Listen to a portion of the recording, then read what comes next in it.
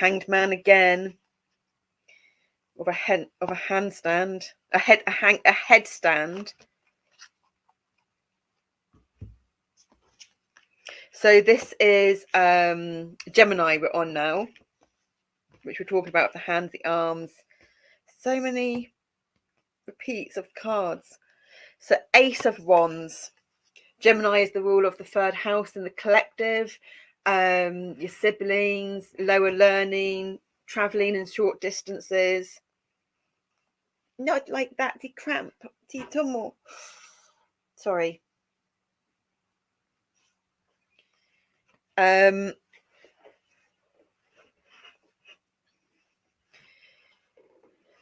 of Wands. Omail, 30, patient God. Yeah, patience comes easy for you now. You know when to be. You know when to be a human being, and you know when to be a human doing. The boredom apparently only happens in people, overactive, busy minds, people that have had kind of like trauma, because there's that agitation in the body. Fertility and multiplicity protects against despair and helps one be patient.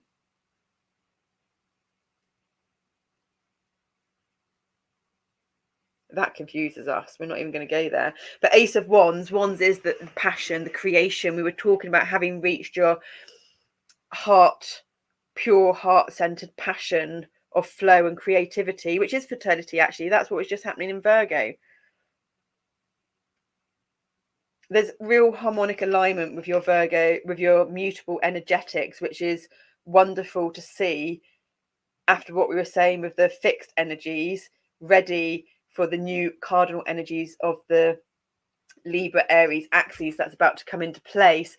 And because it's in the global axes, it's going to have quite an impact on the collective.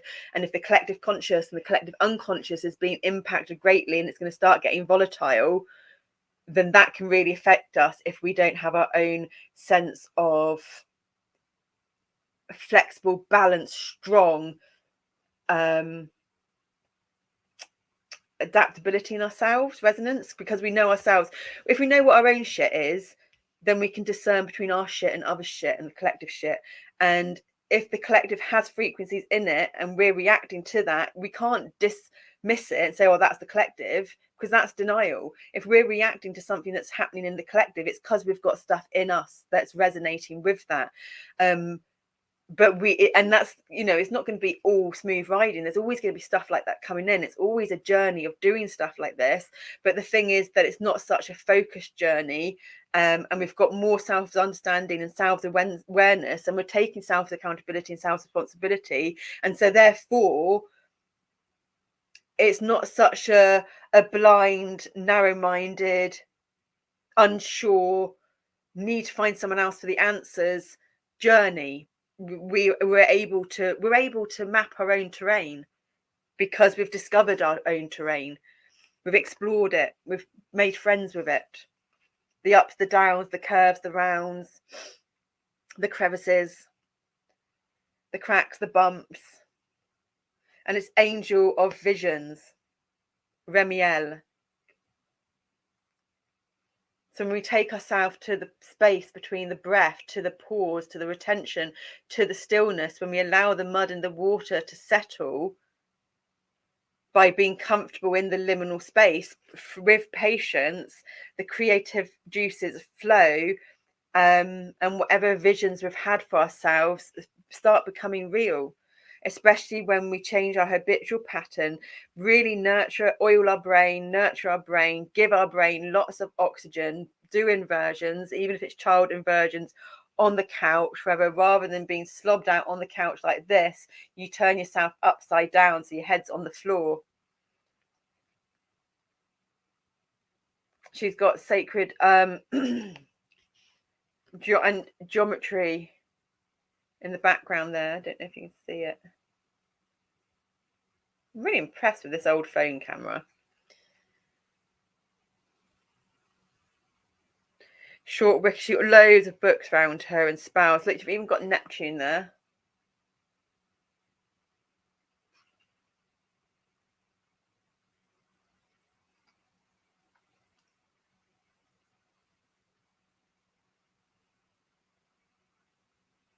Maybe you're indulging too much in esoteric knowledge. If you're flopped out on the couch, exhausted like that, with all of that around you, maybe it's time to release the esoteric knowledge from books and others and to get into nature, have a rest and a sleep in the sunshine. Well, not too much in the sunshine that you get sunburnt, but we used to love sleeping outside. Get some proper rest, get some proper sleep, and get rid of the books and start looking inwards to your own answers within. You've got the cosmos within. And underneath the 8 of Swords, you've actually got the 7 of Swords. 87 is the number of synchronicity. 78 is the number of spiritual career.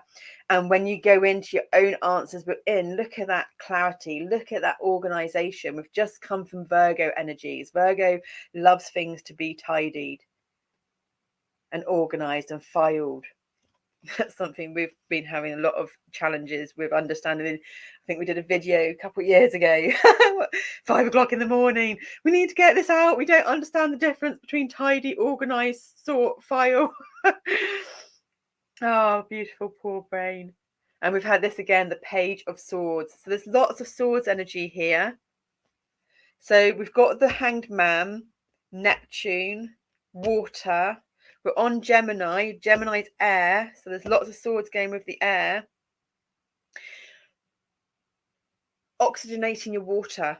So when you're drinking your water or putting your water in your kettle or whatever, oxygenate it. So you can get a glass of water and a glass of water. You pour it between the glasses, an empty glass and a glass of water. Pour it between the glasses, and you're filling it with oxygen. That just came to us then. Okay, thank you, Gemini.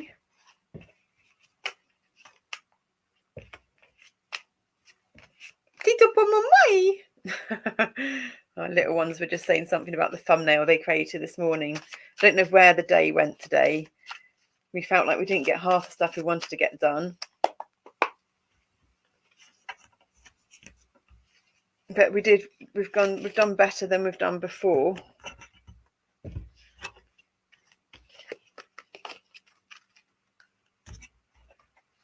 But then last week, so if we do better each week, next week we'll have the cable, and hopefully the quality will be even better. And we almost forgot the Lefruma cards. The Lefruma card for Gemini, man, myself, humankind.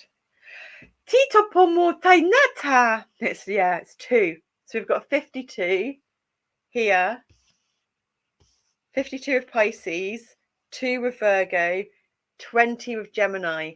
So we're really those 2 of Cups energies, the balance between the choice and the union and the harmony and the balance between masculine and feminine, because you've got the curve and then you've got the line at the bottom.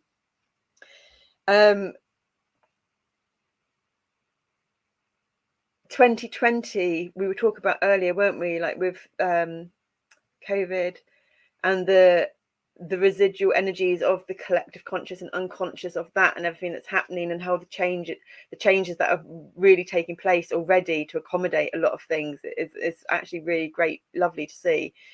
That was 2020. 2022 last year.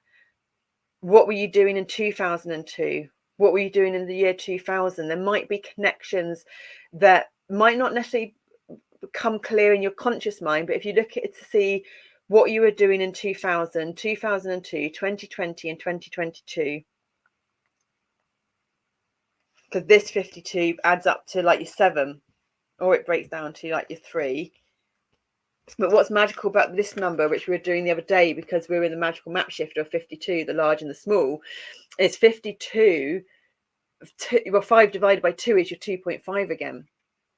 And your 2 divided by 5, I think, works out at 0.4. So you've got that 4 number coming in for the structure of 7, and 7 is a spiritual number. So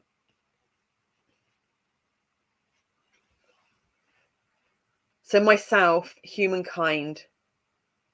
So this is what we've been talking about: the self accountability, self responsibility, the wholeness, the journey of involution to co-consciousness. Because when we bring our subconscious to the surface and clear out a tubular body, we become a clear channel that can access our own cosmos from within, because we found our physical center, we found our galactic center within that aligns with the galactic center without of the current energies that we're in, which I think is 27 degrees Sagittarius, which means that's a 7. So we've got 27 here.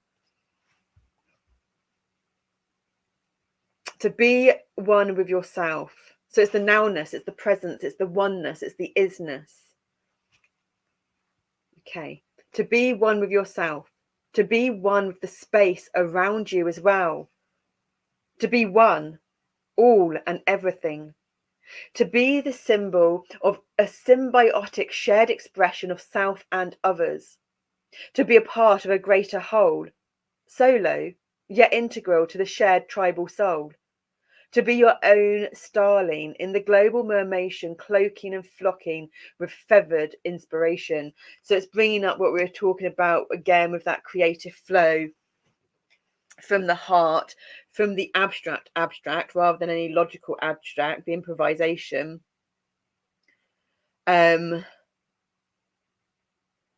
following the crowd, not following the collective, but being very truly and independently you with your unique expressions of consciousness and creativity, because that creates the murmuration, that creates the bird flock going at the V point, that creates least resistance with the air coming to it. Because to understand the quantum unseen energetics, it's normally complete opposite of what we are used to in the physical tangible realms. And the only way we're going to truly understand that is through our own unique, authentic, integral expression of the arts, any arts.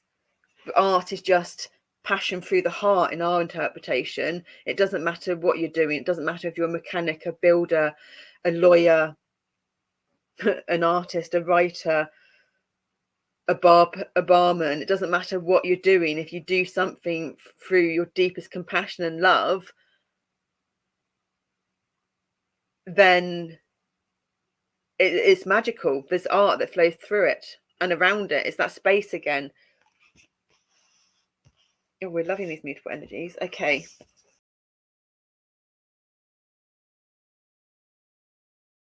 $34. Calc. Mortar. Anchored.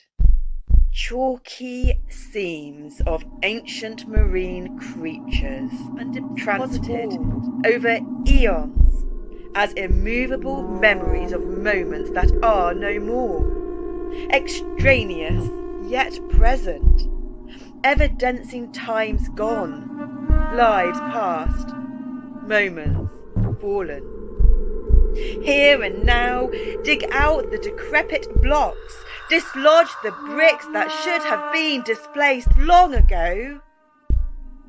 Recalibrate the calcium carbonate, cleave and cleft to recast and recreate. Celebrate life unconstructed, unanchored.